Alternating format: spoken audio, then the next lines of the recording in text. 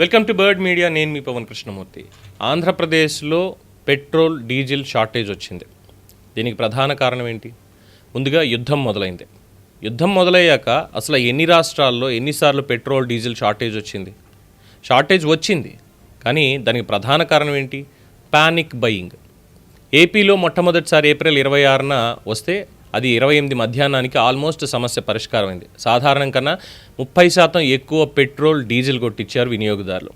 ఏ రాష్ట్రంలో కూడా ప్రతిపక్షాలు దీన్ని రాజకీయాలకు ఎక్కడ వాడుకోవట్ల, ఒక్క ఏపీలో ఉన్నటువంటి పరిస్థితి తప్ప.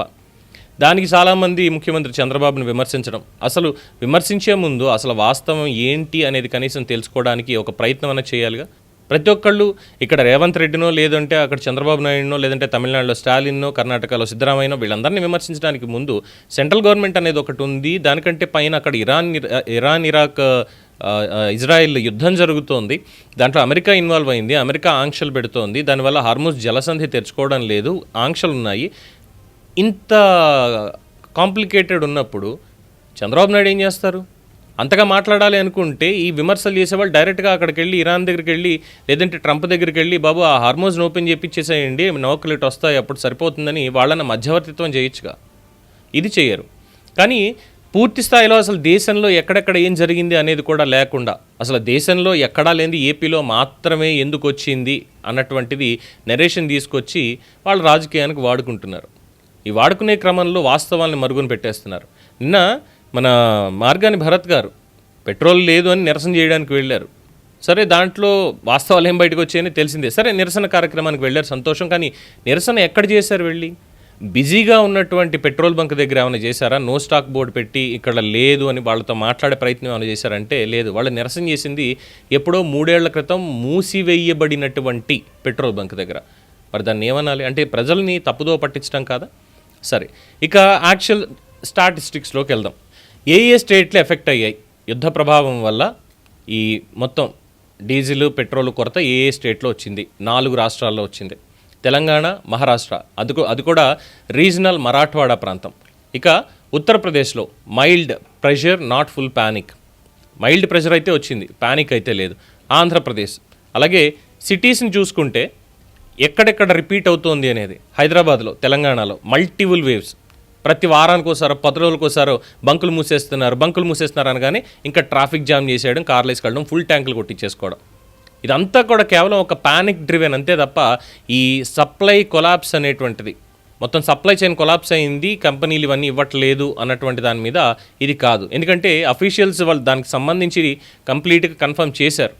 బాబు, ఫ్యూయల్ అనేది ఉంది, ఒక రోజు కాకపోతే రెండో రోజు ట్యాంకర్ వస్తోంది, మీరు రెగ్యులర్గా కొట్టించుకోవాలి తప్ప మిగతా చేయక్కర్లేదంటే మనం డబ్బాలు తీసుకెళ్ళిపోతాం, ట్యాంకర్లు తీసుకెళ్ళిపోతాం, ఫుల్ ట్యాంకులు చేపించేస్తాం. ఇది అంటే ఒక భయం అనేది ఉంది. ఈ భయాన్ని సొమ్ము చేసుకోవడానికి కొంతమంది ఉంటే, ఈ భయంతో ఏమవుతుందో అని క్లోజ్ చేసేవాళ్ళు కొంతమంది. సో ఈ పానికింగ్ సిచ్యువేషన్ వచ్చింది. టైం లైన్ చూద్దాం ఒకసారి. ఈ క్రోనలాజికల్ టైం లైన్ ఒకసారి మనం చూసినట్టయితే దీంట్లో ఏం జరిగింది అనేటువంటిది మార్చి నుంచి ఏప్రిల్ 2026, ఇది 26 మార్చి 2026 ఫస్ట్ స్టార్ట్ అయింది. రూమర్లు, పెట్రోలు ఇదంతా అయిపోతుంది. Just before that Narendra Modi గారు మాట్లాడారు, జాతిని ఉద్దేశించి మాట్లాడారు, మనం కాస్త జాగ్రత్తగా ఉండాలి అని చెప్పడంతో ఆ రోజు కరోనా వేవ్ లాక్డౌన్ ఇవ్వడానికి ముందు కూడా ఇలాగే మాట్లాడారు అని. ఇంకేముంది, రేషన్ ఇస్తారు, పెట్రోల్ కానీ డీజిల్ కానీ, గ్యాస్ ఆల్రెడీ కమర్షియల్ ధర పెరిగింది, దానికి కోటా అనేది ఇచ్చారు, ఈ రెస్టారెంట్లు వీటన్నిటికీ ఇవ్వట్లేదు, ఆ తర్వాత ఈ హాస్టల్స్ వీటిలో కట్టెల పొయ్యిలతోటి మొదలుపెట్టేశారు మళ్ళీ అని చెప్పి ఇంకా చూస్తూనే ఉన్నాం. అది ఒకటి, ఈ వార్ ట్రిగర్ రూమర్స్ వల్ల జరిగినటువంటిది. ఇందులో ఎఫెక్ట్ అయినటువంటి స్టేట్లు తెలంగాణ, హైదరాబాద్, ఎస్పెషల్లీ మహారాష్ట్ర, మరాఠ్వాడా రీజియన్. ఏం జరిగింది? హైదరాబాద్లో అయితే చెప్పక్కర్లేదు, ఇంకా నాకు దొరక్కపోతే చచ్చిపోతాను అనేటువంటి విధంగా ప్రతి ఒక్కళ్ళు లాక్డౌన్ వచ్చేస్తుందేమో అని చెప్పని సరి. ఇందులో ఏం చేశారు? పెట్రోల్ ఒకటి మాత్రమే కాదు, కిరాణా షాపులు, అన్ని చోట్లకి వెళ్ళి సాధారణంగా ఆ నెలకి కొనేటువంటి సరుకులు ఒక 5,000 రూపాయలు అయితే దానికి 4 గింతలు ఎక్కువ కొన్నారు, 20,000 షాపింగ్ చేశారు. ఎక్కడైపోతుందో. ఒకవేళ సరే కొన్నారు, 4 నెలల తర్వాత కూడా ఈ పరిస్థితి తీరకపోతే అప్పుడేం చేస్తారు? అప్పుడు రోడ్డు మీదకి రావాలా? సో ఈ ప్యానికింగ్ సిచ్యువేషన్, ఈ ప్యానికింగ్ బయింగ్ అనేది ట్రిగ్గర్ అయింది. దాంతో అటు పెట్రోల్కి కావచ్చు, మిగతా వాటికి కావచ్చు ఇబ్బంది అనేది తలెత్తింది. ఈ నో స్టాక్ బోర్డ్స్ చాలా లాంగ్ క్యూస్ ఎక్కడ రిపోర్ట్ అయ్యాయి. దానికి ఆల్రెడీ మనం చూసాం ఎలా ఉండేది అనేది. దాని తర్వాత ఎస్పెషల్లీ హైదరాబాద్ దాటిన తర్వాత మిగతా డిస్ట్రిక్ట్లో ఏమైనా ఈ ఇబ్బంది ఉందా అంటే ఎక్కడా లేదు. హైవే పెట్రోల్ బంకుల మీద ప్రశాంతంగా దొరుకుతుంది, మా దగ్గర దొరుకుతుందని ప్రతి చోట చెప్పారు తప్ప ఇంకెక్కడా లేదు. ఇది కేవలం హైదరాబాద్లో మాత్రమే జరిగినటువంటి సంఘటన ఎక్కువగా చెప్పాలంటే. సో దీని తర్వాత మరాఠవాడా డిస్ట్రిక్ట్, ఔరంగాబాద్, జల్నా, నాందేడ్ ఈ డిస్ట్రిక్ట్లో కూడా ఇలాగే జరిగింది. అక్కడైతే వాళ్ళు ఏకంగా రేషన్ కూడా ఇచ్చారు, కేవలం ఇంత మాత్రమే పెట్రోల్ ఇవ్వాలి అని చెప్పని.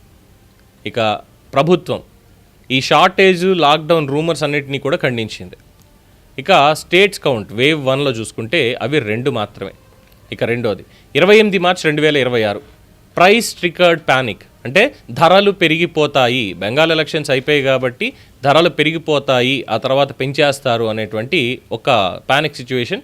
అది కూడా multiple parts of India, state wide లేదు, కంప్లీట్ ఇండియా వైడ్ ఈ ధరలు పెరుగుతాయి అన్న దగ్గర పెట్రోల్ బంకులకు వెళ్ళారు, ఫుల్ ట్యాంకులు కొట్టించుకున్నారు. ప్రైవేట్ ఫ్యూయల్ ప్రైస్ హైక్ అయింది, అలాగే గ్లోబల్ క్రూడ్ స్పైక్ అయింది. దీనికి ఎవిడెన్స్ అందరికీ తెలిసినటువంటిదే. ఈ ప్యానికింగ్ బయింగ్ అనేది ఎక్కడెక్కడ చేశారు అనేది. స్టేట్స్ కౌంట్స్ 2, అన్క్లియర్డ్ ఉంది, మిక్స్డ్ ఉంది, లోకలైజ్డ్ పాకెట్స్ కూడా దీంట్లో ఉన్నాయి. Early mid April 26 general situation, ఏ స్టేట్లో కూడా పెట్రోల్ బంకులు క్లోజ్ అయ్యాయని కానీ ఇంకోటి కానీ ఏది లేదు. గవర్నమెంట్ అండ్ ఆయిల్ కంపెనీస్ రిపీటెడ్గా ఈ సప్లై అనేది ఉంటుందని అష్యూర్ చేశాయి చాలా క్లియర్గా. Karnataka especially reported no shortage, అసలు ఎక్కడ షార్టేజ్ లేదన్నారు. స్టేట్ లెవెల్ ప్యానిక్ అనేది ఎక్కడ వినిపించలేదు కర్ణాటకలో.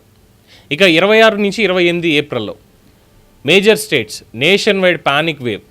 Andhra Pradesh dates April 26, April 28 మల్టీడే. ఏం జరిగింది? వందలాది పెట్రోల్ పంపులు టెంపరీగా మూతపడ్డాయి, 400 అవుట్లెట్లు 1 పాయింట్లో క్లోజ్ అయిపోయాయి. ఎందుకు? కన్సంప్షన్ అనేటువంటిది 30% ఓవర్గా పెరగడమే. అంటే ఈరోజు నేను 1000 రూపాయలు మాత్రమే పెట్రోల్ కొట్టించుకునేవాడిని ఒక వారం రోజులకి, నేను ఈరోజు ఒక 3000 రూపాయలు నేను కొట్టించేశాను. సో రేషన్ ఇంట్రడ్యూస్ చేశారు, బండికి అయితే 200, కారుకి అయితే 1500 మాత్రమే లిమిట్ పెట్టి. ఇది ఫుల్ స్కేల్లో జరిగినటువంటి ప్యానికింగ్ బయింగ్, టెంపరీ షార్టేజ్ కోసం. తెలంగాణలో మార్చ్ 26, ఏప్రిల్ 27, ఏప్రిల్ 28 ఇప్పటికీ ఇంకా కొన్ని ఏరియాల్లో కంటిన్యూషన్ అవుతోంది, అది కూడా క్లియర్ అయిపోయింది. మేజర్ ఏరియాస్లో హైదరాబాద్లో జరిగినటువంటిది. ఇక్కడ ఏమేం జరిగాయి? పంపులు డ్రైగా ఉన్నాయి, ఈ ప్యానిక్ భయం వల్ల క్లోజ్ చేశారు. ఇది సెకండ్ టైం, దాదాపు నెల రోజుల సమయంలో, 2 నెలల సమయంలో ఇది మళ్ళీ రెండోసారి కూడా. మొత్తం ఎక్కడ చూసినా లాంగ్ క్యూస్ అనేవి ఉన్నాయి, టెంపరీగా క్లోజ్ చేసినవి ఉన్నాయి, పోలీస్ ప్రొటెక్షన్తో క్లోజ్ చేసినవి ఉన్నాయి. ఇవన్నీ స్టేట్ వైడ్ మల్టిపుల్ ఎపిసోడ్స్. ఇక మూడోది Uttar Pradesh, April 27 demand plus supply pressure, full panic అనేది లేదు. ఈ ఫ్యూయల్ డిమాండ్ అనేటువంటిది ఏ సిస్టమ్ అక్కడ స్ట్రెయిన్ అయిందని చాలా క్లియర్గా చెప్పారు. ఈ స్ట్రెస్ అనేది ఎక్కువగా లేదు, ఫుల్ షార్టేజ్ అయితే అస్సలు లేదు. మేబీ ఎక్కడో 1-2 చోట తప్ప అక్కడ రికార్డ్ అవ్వలేదు. ఇక మిగతావి చూస్తే ఈ panic buying across multiple states, కానీ most confirmed impact concentrated on AP and Telangana only. మిగతా అన్ని ఏరియాలు బాగానే ఉన్నాయి సిస్టమాటిక్ స్టోరేజ్ తోటి, ఇంత క్లియర్గా. సో ఓవరాల్గా 4 స్టేట్లు ఎఫెక్ట్ అయితే, తెలంగాణకి డేట్స్ కూడా చూసాం. March 26, April 27, April 28. Andhra Pradesh 26, 27, 28 April continue అవుతుంది 4 రోజుల నుంచి. ఇంత క్లియర్గా ప్రతి చోట ఇలా ఉంది. దీనికి సప్లై చైన్ ఫెయిల్యూర్ అనేది కైండ్ ఆఫ్ ఒక ప్రాబ్లం అయితే, ఈ బ్యాంకులు, డీలర్లు, పెట్రోల్ కంపెనీలు, అది ఈ ఫ్యూయల్ కంపెనీలు వాళ్ళు ఇచ్చేటువంటి క్రెడిట్ లిమిట్ అనేటువంటి దాని మీద కూడా ఒక చిన్న ఇంపాక్ట్ ఉండి అది స్లో ట్రాన్స్పోర్టేషన్ అయింది. అలాగే ఈ డిమాండ్ అనేది 30 నుంచి 33% సడన్గా పెరగడం, అంటే ప్యానిక్, భయంతో వెళ్ళి కొనుక్కోవడం అనేటువంటి ఒక పాయింట్ తోటి ఇదయింది. గవర్నమెంట్ చాలా క్లియర్గా మొదటి నుంచి చెప్తుంది షార్టేజ్ అనేది లేదు అని చెప్పని.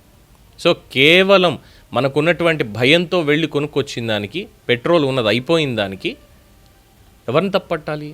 ఇది నేషన్ వైడ్ ఉంది, కేవలం ఒక 2 రాష్ట్రాల్లో మాత్రమే కాదు. ఈ 2 రాష్ట్రాల్లోనూ కూడా, హైదరాబాద్లోనూ, అటు ఆంధ్రప్రదేశ్లో కోస్తా ఏరియాల్లో ఎక్కువగా ముందుగా. మిగతా వాళ్ళు ఎక్కడా పెద్దగా చేసింది ఏం లేదే. కానీ మిగతా స్టేట్స్ అంత ప్రశాంతంగా ఉంటే ఇక్కడే ఎందుకు అయ్యింది? మరి ఇది ఎవరు తప్పనుకోవాలి? అధికారులది కాదా? ముందు సివిల్ సప్లై అధికారులు గ్రౌండ్ లెవెల్లోకి వెళ్ళి చెక్ చేసి, బాబు ఇది కాదు అని అందరికీ చెప్పాలి కదా. అది చెప్పిన తర్వాతే కదా అసలు ఇబ్బంది లేకుండా ఉండేది.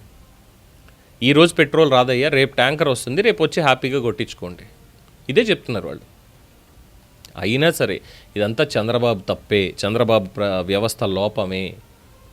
ఇదే మాట తప్ప అసలు వాస్తవం ఏంటనేది తెలుసుకోలేకపోతున్నారు. ఇది ఆంధ్రప్రదేశ్కి సంబంధించి మాత్రమే కాదు, భారతదేశంలో ఏ ఏ స్టేట్లు ఎలా ఎఫెక్ట్ అయ్యాయి. మరి మిగతా స్టేట్లు లేనటువంటి తమిళనాడులో లేదు, కర్ణాటకలో లేదు, కేరళలో లేదు, మన రాష్ట్రాల్లో మాత్రమే ఎందుకు అంటే, మనం లాస్ట్ టైం అనుకున్నట్టుగా ఇక్కడ రేట్లు పెరుగుతాయి అని చెప్పి డీలర్లే ఆపేసినటువంటిది కానీ, లేదంటే క్రెడిట్ లిమిట్ పెంచకుండా కంపెనీలు ఆపేసినటువంటిది కానీ, వీటి వల్ల అండ్ మూడోది అండ్ మేజర్ది మనకున్నటువంటి భయం వల్ల. మనం రెగ్యులర్గా మనం డబ్బులు పెట్టి కొట్టించుకుంటాం, పెట్రోల్ కానీ డీజిల్ కానీ అవసరానికి తగ్గట్టుగా. కానీ ఇక్కడ అవసరానికి తగ్గట్టుగా కాదు, దాదాపుగా అవసరానికి మించి చేసినందువల్లే ఇది జరిగింది అనేది విశ్లేషకుల అభిప్రాయం. చూద్దాం మరి ఇంకా ఎంతకాలం ఇది కొనసాగుతుంది ఏంటి అనేది. దీని మీద మీ అభిప్రాయం తెలియచేయండి. చూస్తూనే ఉండండి ది బర్డ్ మీడియా.